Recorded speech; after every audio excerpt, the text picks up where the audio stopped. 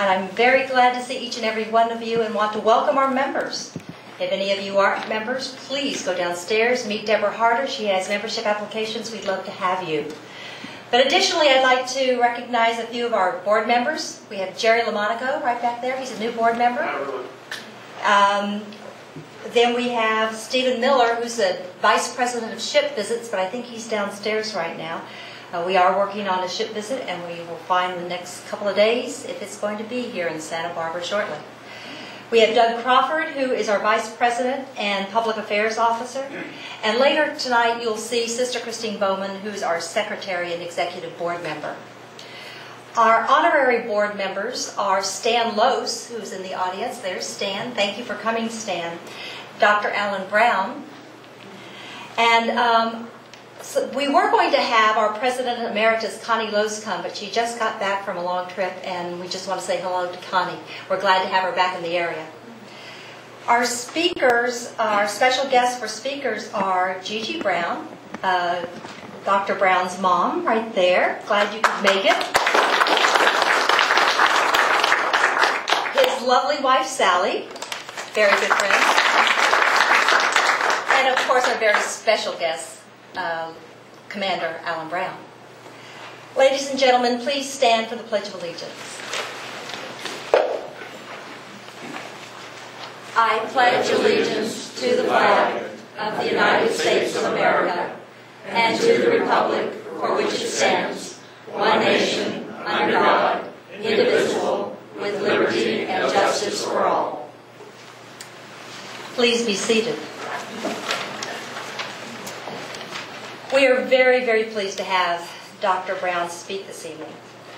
Commander Brown is a local cardiologist, as many of you know. He serves on the coronary care unit as director at Santa Barbara Cottage Hospital. We have known the Brown family since our son Justin was in school with Lauren Brown.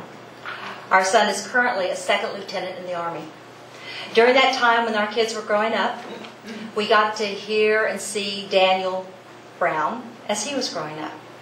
And Daniel, after he graduated from Dartmouth College, decided to join the Marine Corps as an aviator, and he is now a first lieutenant. It's been a long, wonderful experience getting to know the Brown family. So impressed am I with the Brown family. After Daniel's joining the service, that was the impetus that caused Alan Brown to become a Navy Reserve in 2002. Followed by Sally Brown, who was the founder of Santa Barbara Angels. I want to give her a round of applause.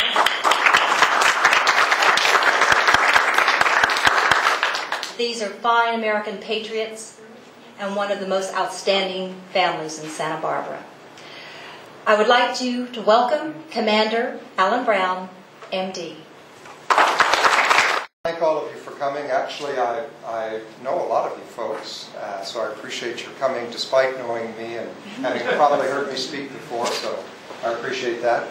And this talk tonight may represent a little bit of a change in pace, since what I'd like to do is talk about the U.S. Navy's support for the Marine Corps. And primarily I'm talking about the medical support through the Navy corpsmen and the medical officers that serve with the Marine Corps. And you know, this has been a long tradition, certainly dating back to the 1700s. I think we'll all remember this photograph taken up on the top of Mount Suribachi. But it's important to realize that one of the figures in this photograph is actually a hospitalman, a Navy corpsman. I don't know what his rate was, but he was a prominent figure in the book Flags of Our Fathers, written by his son.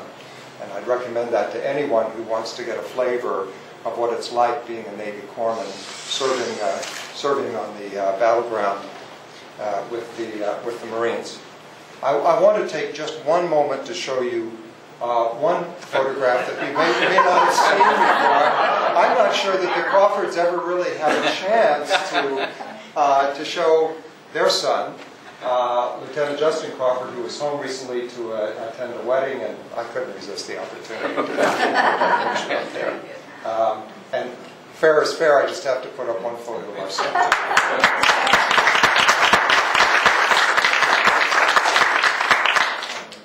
Okay.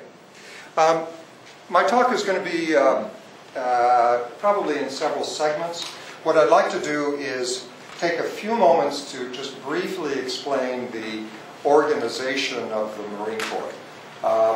It took me a long time to understand it, and I'm still not certain that I completely understand its structure, but perhaps it'll help orient you folks. Talk a little bit about where the Marine Corps is deployed now. I have a few words to say about the training that Navy corpsmen go through to qualify to serve on the green side. We have this language, blue side, green side. When I first joined the Navy Reserve, I was on the blue side. Presumably would have gone to serve on a ship or a fleet hospital in Bethesda or San Diego. But recognizing the need for medical officers on the green side, I moved over to the Marine Corps end of things. Then I'd like to perhaps give you a little flavor of what our local Marine Corps infantry unit is doing. There's one reserve infantry battalion based in Southern California, one of 9 reserve infantry battalions throughout the country. 223, I'm the medical officer for that battalion. So just give you a little bit of history of what the unit has been doing over the last 4 or 5 years. And then finish up with some discussion about services that are offered in Iraq. The Marine Corps is deployed around the world, but as I mentioned, folks, the home bases are focused around Camp Pendleton, Camp Lejeune, Okinawa, Hawaii, which may not show up on this picture, and then all of the current areas of conflict where the Marine Corps Fighting Forces are located. Prior to OEF and OIF, Operation Enduring Freedom and Iraqi Freedom, a typical Marines year would be to be stationed at home for 6 to 7 months and then go on a float. Basically would board an amphibious ship or ships that look to me like an aircraft carrier, but are slightly smaller, and basically travel around the world. Now, they are focused really in Iraq. There are some Marine forces in Afghanistan. I think my light is petering out here. Let me see.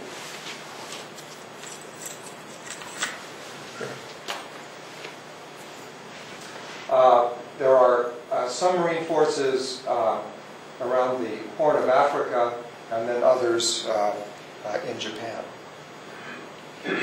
So with that kind of background, what I'd like to do is shift focus now and just give you a flavor of what a Navy corpsman goes through to become a Fleet Marine Force qualified Navy corpsman. These actually are 2 medics here evacuating an Iraqi Army casualty. They just put down the smoke to identify the landing zone. This is actually an Army helicopter doing the evacuation. Unlike the Army that has dedicated medical helicopters, the Marine Corps has decided to use transport of opportunity. And in this case, it's an Army helicopter.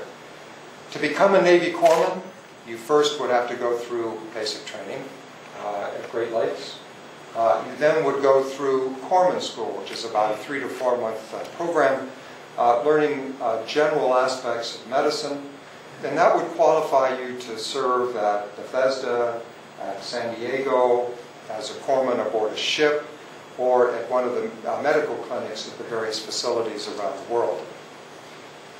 Should the corpsman decide that he or she wants to take that extra step to serve with the Marine Corps, you then have to almost do it all over again. And that requires attending the Fleet Marine Force training programs, the FMSS schools. There are 2 schools. There's one at Camp Pendleton, and there's one at Camp Lejeune. That's also about a 12-week program where basically the corpsmen learn not only advanced tactical medicine techniques, but they also learn how to function in the Marine Corps.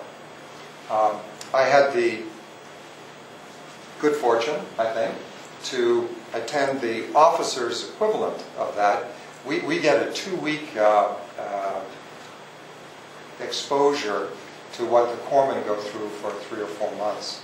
I did about 2 years ago. Our daughter was graduating from college, and our unit was kind enough to allow me to go to that program at Camp Pendleton rather than go to the Baltic Sea, which would have eliminated my ability to go to Hanover. So anyway, I appreciated that flexibility. Having said that, it was a real eye-opener, because for the typical active duty medical officer who serves as a battalion surgeon, what you're going to find is someone who's been through 1 year of post-medical school training. So I sat in a class with about 60 medical officers.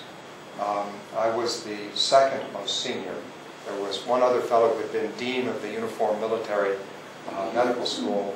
Thank goodness he was there, because otherwise I would have had to lead the marching.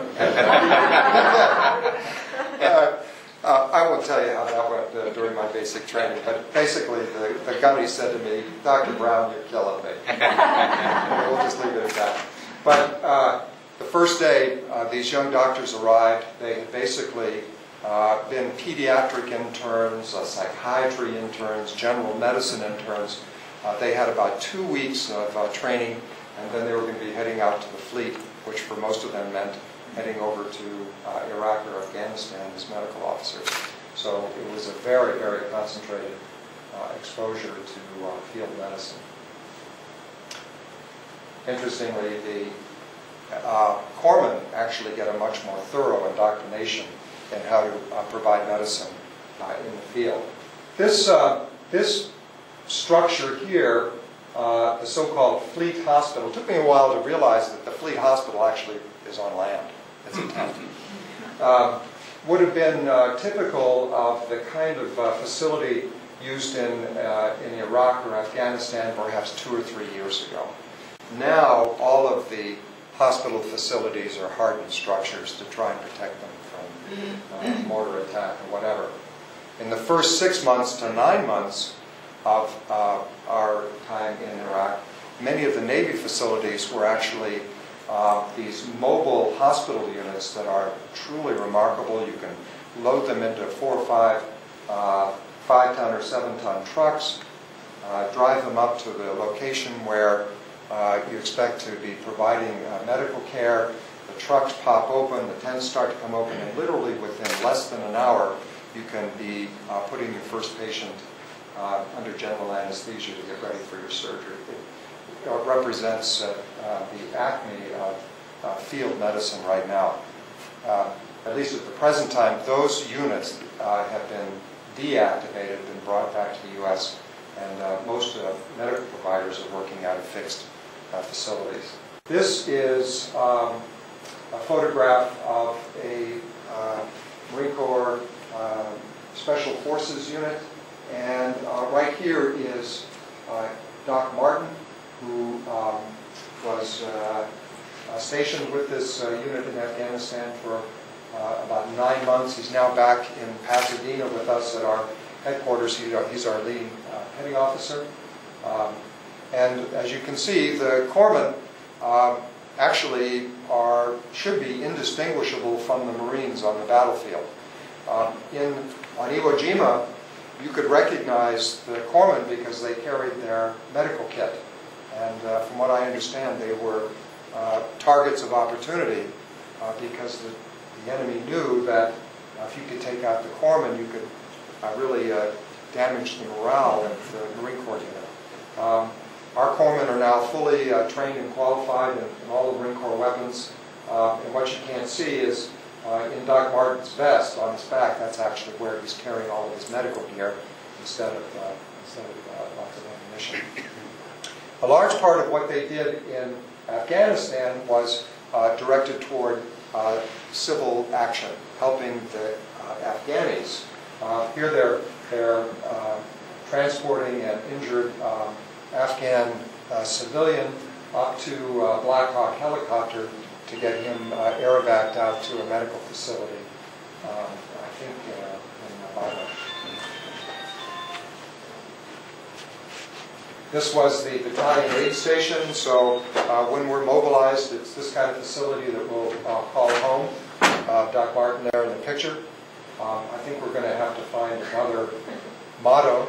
Hope the big W involved. That must have been Doc Martin. I'm sure he wasn't talking about the medical officer that way. But again, a large part of what they did was the MedCAP, the Medical Civilian Action Program. Here they're entering into an Afghan village. Shortly after the vehicles arrived and began to unload supplies, the Afghanis lined up, very eager to benefit from the medical care that could be provided. Again, it's primarily immunizations, eyeglass dispensing. If dentists are available, they'll do dental extractions. But many of these people have never had any medical care at all, so anything offered to them is a benefit. So we have a doc examining some of the local folks, and some of the children, and also distributing either gifts or medical supplies to be used after the home. Let me just take the last few minutes, if I can, to show you what the Marine is carrying in his first aid kit. Roger, I don't know, what did you folks have in your first aid kits when you were out? Oh, did you have those? We had just the corpsman on the submarine. He had everything under the sun in the cabin. But did you have individual kits? How about yourself, Doug? Did you carry first aid kits? The only thing we took was pressured gauze and tape. Yeah. Well, you know, the whole field tactical medicine has gone a complete overhaul in the last 3 or 4 years, and this kit is a reflection of the changes that have occurred. Remember that this is what the typical Marine would carry. It's not the medical kit that the corpsman has. So this is going to be attached somewhere on the Marine's MOLLE pack, and it's basically 2 packages that are pre-sealed. I've opened up one of them here that I'll go over for you. There's basically a trauma package and then a sort of routine medical care. The minor injury first aid kit has in it this burn pack that actually is very effective. It's kind of a gel. In fact, you can pass these around if you like, Karen. But you're welcome to open that up if you want. It's a gel that's activated when you open up the package that very quickly helps to soothe the burn injury. Now, obviously, you'd be using this on a relatively limited burn, but at least for self-administration or buddy aid, it's very effective. I think that the major advances have been with the trauma kit, and primarily the Quick Clot, which has revolutionized care out on the battlefield. There are self-applicable dressings that have a little cinch on them so that the Marine can put one on himself. I'll open one. I think I have one here that's open, so you get a sense of what that's like. You can open that up. But it's basically a big absorbent dressing with an ace wrap and oops, I need that part. And a hook that allows the Marine to put it on himself. This Quick Clot, though, is something that has not yet made it to the civilian world. It's basically diatomaceous earth. When you open up the package, comes comes in a little package like this. You find inside granules. And this diatomaceous earth, when exposed to water, immediately begins an exothermic reaction giving off heat. And basically what it does is it boils the blood and causes a blood clot to form almost immediately.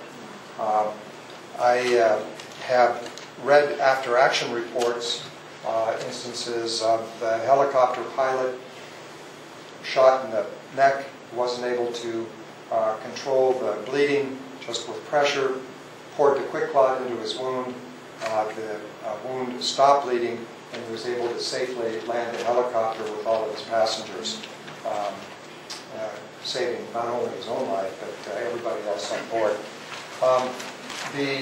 This is being modified so that soon it'll be dispensed as kind of a dressing that you put onto the bleeding site rather than pouring it in. But this is something that every Marine carries, every soldier carries. The soldiers actually carry a little bit different type of dressing. It's, I think, made from lobster carapace. It's from the shells of amphibians, but it also induces blood to clot. So they have a patch. That's moulage. This is just a plastic model. So, but you would just apply this to the area of injury and then put the dressing on. I already mentioned the water gel. So it is actually a very effective first aid kit that I think reflects a lot of thought on the part of the medical administration, both in the Navy and the Marine Corps, that does help to save lives out on the battlefield. I'd like to finish just to take a moment to introduce all of you to a corpsman who's currently serving in Iraq, Jafari. Am I pronouncing it Delarmente? Am I doing it correctly? He's serving with the Marine Corps. It looks like he has a couple of friends here. Actually, this evening, his mother, Florna, and his brother, Mark, are here. Can you folks stand for just a moment?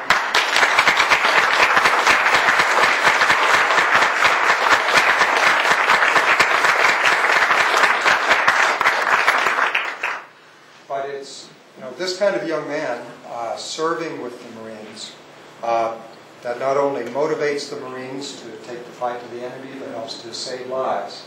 And really, throughout the history of the Marine Corps, the corpsmen have been a very important component of our fighting forces. Thank you all very much. Would anyone like to ask questions of Dr. Brown? Yes. Two questions. Number one, do you have any statistics on kind of the medical care, the improvement in the medical care of this war versus previous wars, and the numbers that come back from injury, and then just shed any light on that at all? And then the second question, what are the plans for your unit? Well, the care in the field in Iraq and Afghanistan has completely overturned previous casualty figures. In Vietnam, certainly in Korea, World War II, the percentage of wounded in action and killed in action was nearly equal. In Iraq, particularly with the body armor that many of the soldiers and Marines are wearing, what would have been lethal injuries are now severe wounds, but the soldier and Marine is surviving. We're seeing a lot more folks come back with serious injuries than previously would have been mortal wounds. Getting the wounded to the second or third echelon medical care, surgeons, anesthesiologists, blood transfusions, within anywhere from 30 to 60 minutes after the time of injury has greatly reduced the number of casualties. As far as what our unit is up for, we've gotten word that we're going to be mobilized next year, presumably to take a rotation, our second rotation in our province, because that's where most of the Marine units are. On the active duty side, I don't think many of them do, because many of them are 18, 19, 20 years old, fair to say, and they get their training in Corpsman School and then in this Fleet Marine Force School at Camp Lejeune or Camp Pendleton. In our reserve unit, most of our corpsmen are either paramedics, EMT, a couple are policemen, but they have special medical training. But it's fascinating to see in the reservists, Captain Patterson, the other medical officer you saw, he had 20 years experience. Cardiac surgeon from Virginia serves as the battalion surgeon in the CB unit based out of Port Hueneme. So whereas in an active duty unit, your corpsman will often be 18 or 19 years old and your medical officer will be 1 year out of medical school, in a reserve unit, you'll often find a board-certified specialist. Now, they may be working out of their specialty. It's ironic. I mentioned there are 2 medical officers in our unit. Myself, and I have a grand total of 3 or 4 years' experience. My assistant battalion surgeon was a Navy SEAL corpsman for 13 years. And then while he was stationed overseas, he got his college degree basically through correspondence school, then was accepted to medical school, has just finished his pulmonary and critical care fellowship at UC Davis. So when Lieutenant, it's 2 ranks below me, Lieutenant Thornton says, Commander Brown, I would suggest that we do such and such. I concur. We've had issues like that because there are folks in their 40s, 50s, and 60s having heart attacks in Iraq, in Camp Pendleton, you name it. And I have had some experiences where I had to call on my cardiology background. It's mainly evaluating heart murmurs, chest pain, deciding if a young Marine has some kind of condition that would prevent him from being deployable or performing his task. So I serve more as a medical clearance person. In the day-to-day work, I'm taking care of dislocated shoulders and ankle sprains and things like that. It's a new experience. How high is Mount Fuji? Too high. I'm not sure. I was so oxygen deprived by the time I got to the top. I think it's about 13,000 feet. Something like that. It's high. Thank you. Thank you, Dr. Brown, for coming and speaking to us tonight. I have a gift for you, and I'm very appreciative for your coming, and I'm appreciative of your family. They're wonderful, so thank you so much. Another round for Dr. Brown.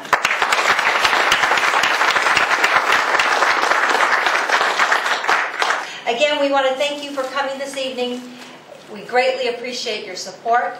Let us all go down and have a glass of wine and salute Commander Brown and his family. Thank you so much for coming.